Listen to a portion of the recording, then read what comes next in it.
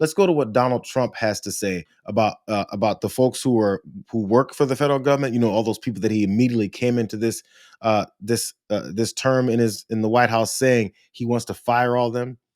They're not needed. And this is what he feels about whether or not they're going to pay these furloughed workers or these folks who are working without any pay right now. Is it the White House's position that furloughed workers should be paid for their back pay? I would say it depends on who we're talking about. I can tell you this, the Democrats have put a lot of people in great risk and jeopardy, but it really depends on who you're talking about. But for the most part, we're going to take care of our people. There are some people that really don't deserve to be taken care of, and we'll take care of them in a different way. Okay? Thank you. This felonious president just threatened, I guess. I mean, I wish someone would have asked him. We're going to take care of some workers, but others don't deserve to be taken care of. So we'll take care of them in another way.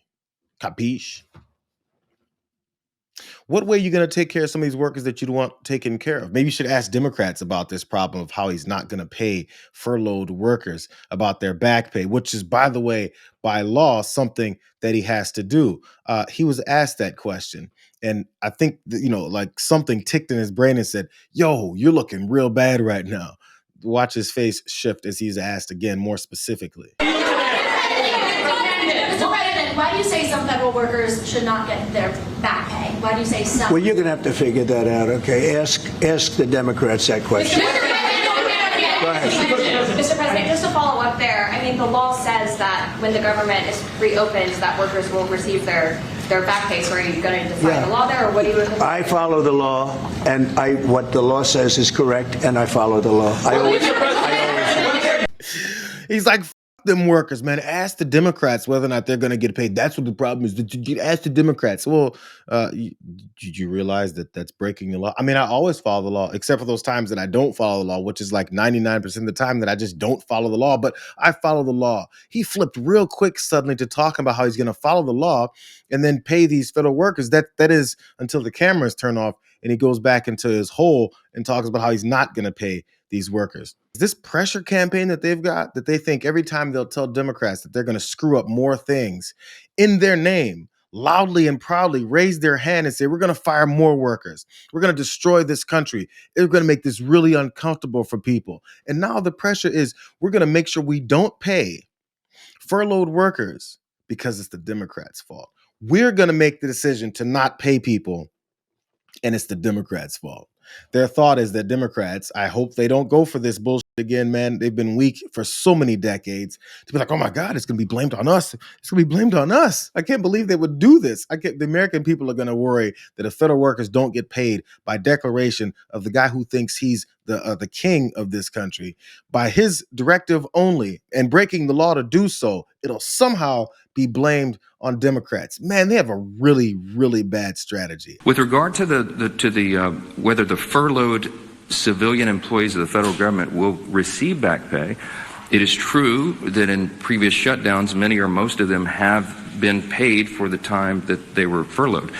But there is new legal analysis. I don't know the details. I just saw a headline this morning. I'm not read in on it, and I haven't spoken to the White House about it. But there are some legal analysts who are saying that that may not be appropriate or necessary in terms of the law requiring that back pay be provided. So I'm sure that'll be there will be a lot of discussion about that. But there are legal analysts who think that that is not something that government should do. That, if that is true, that should turn up the urgency and the necessity of the Democrats doing the right thing here. Even more pain, more than I just listed, for more people. So we got to figure it out. Who are these new legal analysts, Mikey? Where is this new legal analysis coming from that you heard about? Haven't read. All I've seen is a headline, but I'm willing to say it in front of a podium, in front of a bunch of reporters, to talk about how we've got this new legal analysis. I haven't heard about it, haven't heard the names, but I heard there's a bunch of new legal analysis. No, there isn't. Shut the hell up. So as I keep asking, yo, Mike, where's this he said this new legal analysis. Yesterday, he was talking about how you should refer to the speaker.gov's page to get information about the shutdown and who's at fault. We can also go to Speaker U.S. Congressman. This guy's name is Mike Johnson. And in that same webpage, it says as agencies shut down, federal employees will either be furloughed or in some cases required to work without pay. Here's the highlighted part. Under federal law, employees are entitled to back pay upon the government reopening. Mike Johnson should probably, tell Mike Johnson that, that those new legal analyses that he keeps looking into, that they disagree with him. Man, when you twist yourself in this many knots, you end up being in a knot and you can't explain your way out of it. And it leads people to understanding that you're a fucking liar. Let's go to Axios then, because they got into some more details of how this works and what it is and the reasons why they have to pay furloughed workers. That is, until Donald Trump breaks the law again. So they zoomed in. They said, at issue here is this Government Employee Fair Treatment Act from 2019. Let me highlight to you, 2019 is when, as they pointed out, Trump signed this during his last government shutdown, and it lasted for a record 35 days. Called the GEFTA, the law has been widely interpreted as ensuring that furloughed workers automatically would be compensated after future shutdowns. But the new White House memo from the Office of Management and Budget argues that it has been misconstrued, or in the words of one source, is deficient, because it was amended 9 days later on January 25th. Oh, that's my birthday. So the last question is, does this law cover all these furloughed employees automatically? The conventional wisdom is yes, it does. Our view is no, it doesn't. That's what a senior White House official said. They've had a whole breakdown. This new legal analysis said, so there's this law, and conventional wisdom that follows the law says, yeah, you have to follow the law. And from our own analysis, our illegal analysis run by a 34-time felon says, no, why follow the law? We're a criminal administration. Here's more of this legal analysis. But I'm sorry, this friction point comes because the new OMB analysis is a major departure from the administration's own guidance issued by the Council of Economic Advisors this month and the Office of Personnel Management last month. Both said furloughed workers should get automatic back pay after the shutdown. Well, the senior White House official said the OMB is in charge. The OMB is Russ Vought of Project 2025. Russ Vought, the guy that says he wants to destroy more things. Russ Vought, the guy that before they even got into office was exposed for saying how he wants to destroy the federal government. As a matter of fact, he wanted to target federal employees. Look at how he spoke about what he wants to do to federal employees and why he wants to do it to federal employees. We want the bureaucrats to be traumatically affected. We want, when they wake up in the morning, we want them to not want to go to work because they are increasingly viewed as the villains. We want their funding to be shut down so that the EPA can't do all of the rules against our energy industry because they have no bandwidth financially to do so. We want to put them in trauma. Russ Vought wants to put federal workers in trauma, wants them to be so traumatized by his attack on their lives that they're afraid or don't want to go to work in the morning.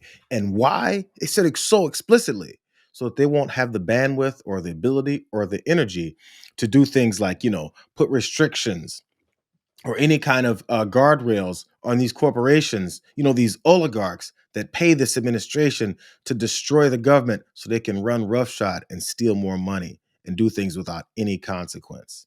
It's run by a bunch of rich criminals. I'm gonna show you guys some of the effects of this shutdown.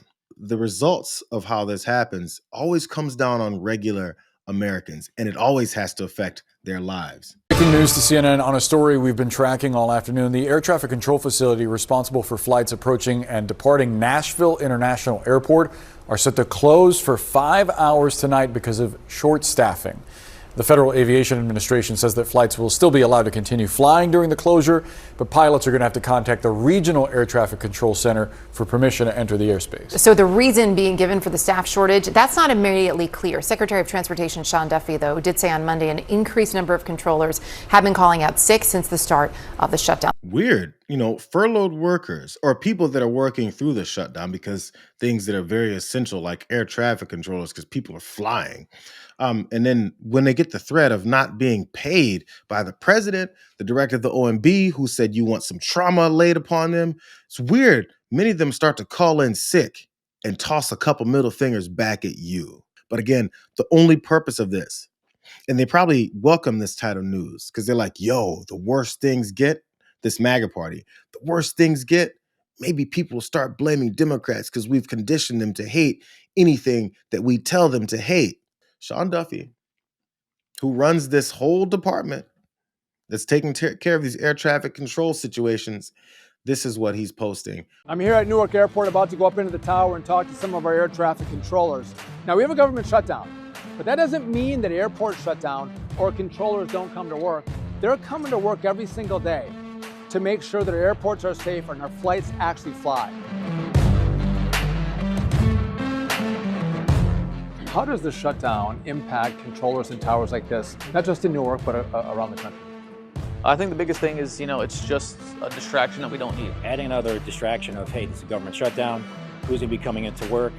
Well, our support staff isn't coming in when that funding runs out. They do a ton of things to make sure that we're safe. If I have a wife that doesn't work, 2 kids at home, if I don't get a paycheck here in a couple of weeks, I still have to provide for them. So it's not something that I want to have to be thinking about. Mortgage, car payments, utility bills, food, all issues I'm a working guy just like you are. The Corp here is working 6 days a week. Yes, sir. Right? So you guys work overtime up here. Yep. One of the issues is if you're not getting a paycheck for the work you do up here, keeping our airplanes moving and moving safely, we have controllers that have to think about, well, I got to bring in extra money to meet those financial demands. And that's kind of the silent thing in the background is the focus starts to dwindle. We don't have the required rest to do what we need to do. Going home, changing, going and doing our job till 8, 9, 10, 11 o'clock at night to provide for your family, getting minimal sleep, then coming back in here. I don't want our controllers thinking about how do they pay the mortgage, how do they put food on the kids' table. That's unacceptable. We just want to come to work. The problem with the shutdown, what Senate Democrats and Chuck Schumer have done, is these controllers are working, but if Chuck doesn't open up the government, they're not going to get paid. Huge problems in American airspace. Let's not play politics with safety. Senate Democrats, open up the government. I don't think that's going to be that effective. So first off, you got the driving music. Ding, ding, ding, ding. This is a sad story. Let's go interview people who are not getting paid, who don't know when they're going to get paid, who are overworked, who have a very important job. Life and death risks are all at hand. And let's put some driving music behind it as I asked them, aren't you getting screwed here? Yeah, I'm totally getting screwed, Sean. I wish maybe the guy who ran this whole agency would do something. Oh, that's you, dumbass. You put your face in front of a camera and talk about how f***ed up you are doing at your job, and you want people to then see that and go, Sean Duffy has nothing to do with how screwed this whole situation is. He's only running the place. They've been so used to being absolutely incompetent their entire lives and not having to deal with the consequences of it because they always get bailed out by the next person who said, I'll give you a hand up, loser. Sean Duffy did that because it's a presentation president, and he's got the same tired answers. Are you concerned about the delays at airports, and how do you see the shutdown moving? Oh, sure. I mean, they're all Democrat delays. There are delays at the airport. That's standard. And again, this is something that every day we put forth a bill. It's just a continuation. It's a very simple thing to sign and very simple to do. And I really think that these are people that I think they have nothing to lose. They have a party that's out of control. They have no leader. Nobody knows who the leader is. I look at people with very low IQs like Crockett, this woman Crockett. I never met her, but she's a low IQ individual. I look at AOC talking about how if they want to negotiate, they can come to my office. She's not in that position to do that. And who the hell is she to say that? And then I watch Nancy Pelosi not knowing what to do. I watch. So this is a Democrat delays at airports. Maybe someone should ask him. This should be a curiosity question. Hey, sir, what the f*** is a Democratic delay?